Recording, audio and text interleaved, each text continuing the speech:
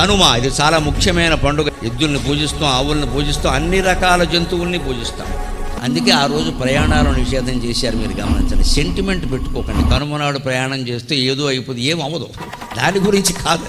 పూర్వం ప్రయాణాలన్నీ జంతువుల ద్వారానే జరిగేవి. ఒంటెద్దు బండి, రెండెడ్ల బండి, గుర్రపు బండి, వేరే సాధనం చెప్పండి. పూర్వకాలం 50 ఏళ్ల క్రితానికి వెళ్ళండి, ఏమున్నాయమ్మా? కార్లు ఉన్నాయా?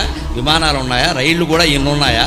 అటువంటి రోజుల్లో బండి సాధనం అంటే ఏమిటండి? బండి, రెండేట్ల బండేగా. ఆడపిల్లలను పుట్టింటికి పంపిన అత్తారంటికి తీసుకొచ్చిన రెండేట్ల బండే, ఒంటెద్దు బండి లేదా జట్కా బండి. మరి ఇవన్నీ జంతువులే కదా. మీరు కనుమనాడు జంతువులకు పూజ చేసి ఆ రోజు వాటికి సెలవీయకుండా ప్రయాణంలో పెట్టి కంచీకరతో కొట్టి బాధపడితే అలాగా. అందుకని కనుమనాడు ప్రయాణం చేయొద్దాడు. ప్రతి ఆచారం వెనకాల శాస్త్రీయమైన కోణం ఉంది. హిందూ ఆచారాలు దయచేసి గమనించండి, పిచ్చి నమ్మకాలు పెంచుకోకండి. మరిన్ని యానిమేషన్ వీడియోస్ కోసం అఖండ విశ్వం ఛానల్ని ఇప్పుడే ఫాలో చేయండి.